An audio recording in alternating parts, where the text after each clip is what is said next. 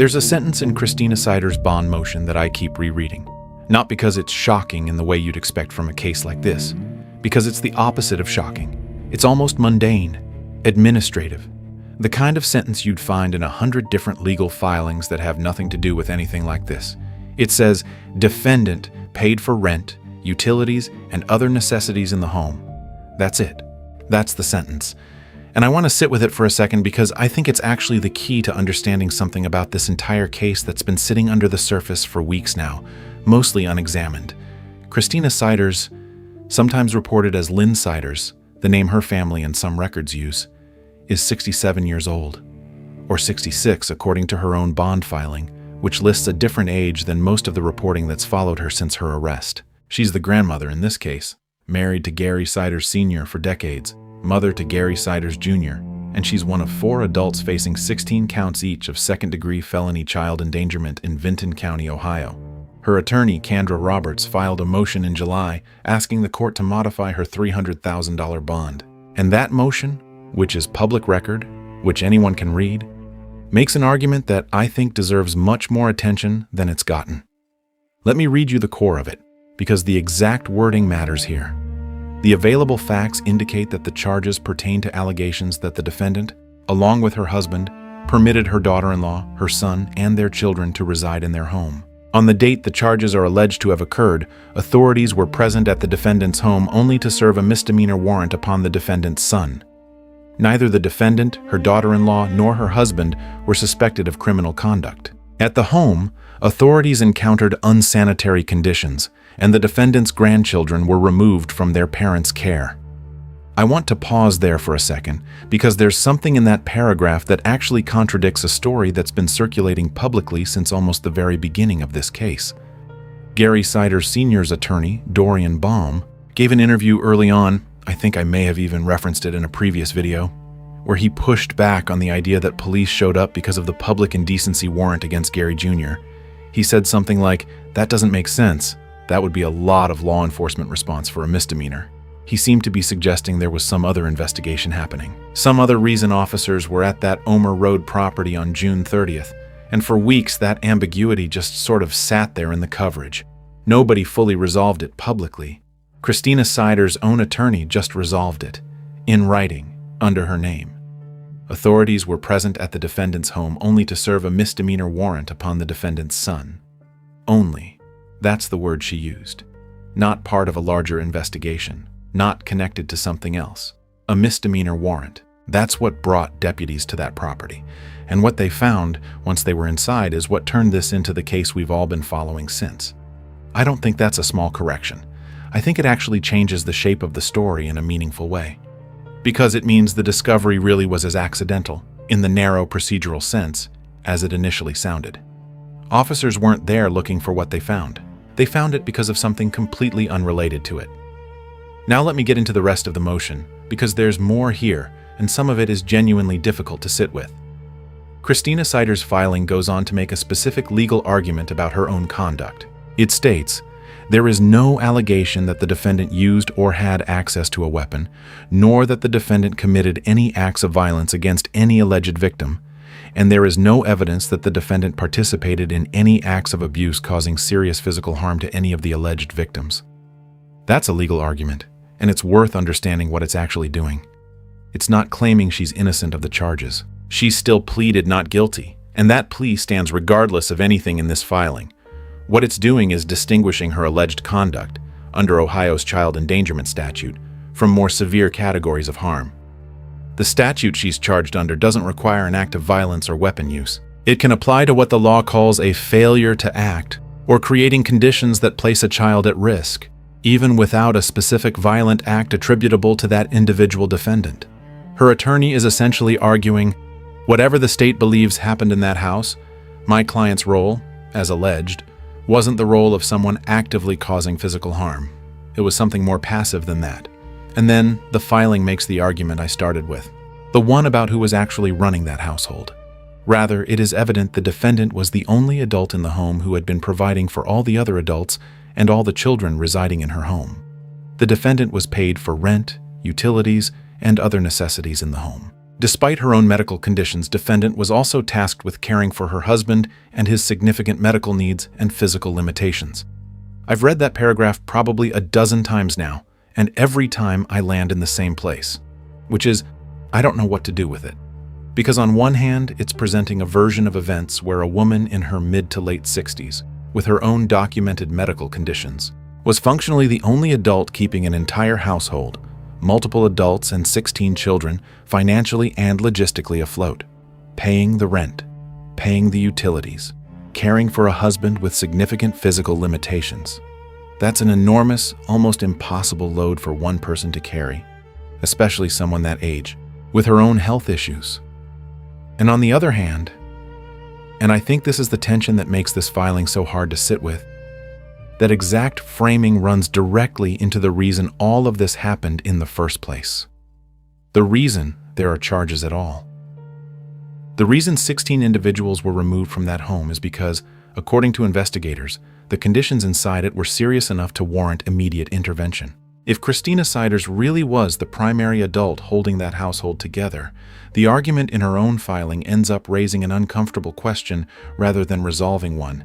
How does the person keeping everything running still end up with a home in the condition investigators described? I'm not answering that question. I don't think it has a clean answer right now. I think it's exactly the kind of question a jury eventually might have to sit with, if this case gets that far, which given the current pace, could still be a long way off. Let me talk about something else in this filing that I think is genuinely persuasive, separate from the harder questions about her role in the household. The bond motion makes a straightforward argument about flight risk, and it's one I think is hard to argue against on the facts. It notes that Christina Siders is indigent. She does not have the financial means to post a $300,000 bond, and the filing argues she poses no realistic flight risk because she has nowhere to go and no resources to get there. This isn't a case involving someone with access to private jets, offshore accounts, or the kind of financial infrastructure that makes flight a real possibility. It's a woman in her mid-60s with documented health conditions and no money. That's a fair point, and it's the kind of argument that shows up in bond motions across the country when the alternative to release is someone sitting in jail for months or years simply because they can't afford bail, not because they present any actual danger of fleeing. Whether the court agrees is a separate question. As of the most recent information available, no ruling has come down on Christina's request or on the similar bond modification request filed by Elizabeth Siders' attorney. Now, there's something else that's come out of the broader coverage of this case that I think connects directly to Christina's filing, even though it isn't part of the legal document itself. Reports have surfaced, attributed to a local pastor who knew the family and asked not to be named, describing Christina, or Lynn, as she was apparently known locally, as someone who was open about having her grandchildren living with her. According to this account, she wasn't secretive about it. She was reportedly seen out in the community with some of the children at various points. I want to be careful here because this is secondhand, attributed to an unnamed source, and hasn't been independently verified through court documents or law enforcement statements. But if it's accurate, it complicates the picture in a specific way. It suggests a woman who, at least in some contexts, wasn't hiding what her household looked like, who was visible, at least sometimes, with at least some of the children. That sits uneasily next to everything else about this case. The record of the family moving across multiple counties, the absence of school enrollment, the description of conditions that led directly to removal and prosecution. Because those facts point toward concealment, toward a household that existed largely outside the view of institutions that might have intervened earlier. If Christina really was seen in public with some of the grandchildren, unbothered by being seen, that doesn't erase the concealment. It might mean the concealment operated differently than a simple picture of total secrecy would suggest. Maybe some visibility, in some contexts, while other aspects of the situation stayed hidden. Or it might mean something else entirely that we don't have enough information to understand yet. I'm genuinely not sure, and I'd rather say that clearly than pretend the picture is simpler than it is. Let me bring in something else that's developed alongside all of this because I think it matters for understanding where the overall case stands. As of the most recent filings, 3 of the 4 defendants in this case have now either requested or been granted competency evaluations. Gary Siders Sr. was the first. His evaluation was approved, and his attorney has also indicated he may pursue a not guilty by reason of insanity defense, which is a separate legal question from competency. Gary Siders Jr. followed, requesting his own competency evaluation, along with a request to have both the evaluation request and any resulting records sealed. The court granted the seal for the medical and psychiatric records specifically, but did not seal the underlying motion requesting the evaluation itself. The judge apparently didn't see a compelling reason to keep that part confidential. And now, Christina Siders has also requested a competency evaluation through her attorney, citing what the filing describes as long-documented medical diagnoses and a belief that she may not fully understand the charges against her. That leaves Elizabeth Siders as the only one of the 4 defendants who has not requested a competency evaluation. I think that's worth sitting with for a second because it's a genuinely strange pattern. 3 out of 4 adults in this case are now formally raising questions about whether they understand the legal proceedings against them. That's not typical. Competency questions in criminal cases aren't common to begin with, and having them raised for the majority of defendants in a single case within weeks of each other is unusual enough that legal observers following this case have started asking what it might mean for how the prosecution eventually unfolds, whether these cases end up being tried together, or whether they start to split apart procedurally as competency questions get resolved on different timelines for different people. Former Vinton County officials and legal analysts who've discussed this case have noted that Vinton County, given its small size, would likely struggle to try 4 defendants separately. The resources required, from expert witnesses to jury selection in a county with fewer than 13,000 residents, would be significant. The expectation among several analysts has been that these 4 cases will likely move forward together rather than being severed into separate trials. But that expectation could shift depending on how the competency questions resolve. There's one more detail I want to include, because I think it's been overlooked in most of the coverage of this case, and it comes from public property records rather than court filings. The Omer Road property, according to county auditor records, has a single bathroom for a household that, at its largest, included 16 children and 4 adults, 20 people total, 1 bathroom.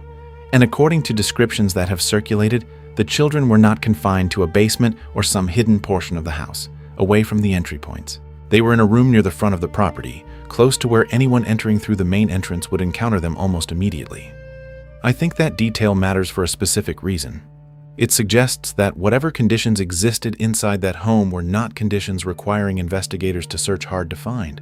They would have been apparent almost as soon as someone walked through the door, which raises its own question, separate from anything in Christina's filing, about how a household in that condition, that visible, that immediately apparent, persisted for as long as it apparently did, without generating an earlier response from anyone who might have had reason to look.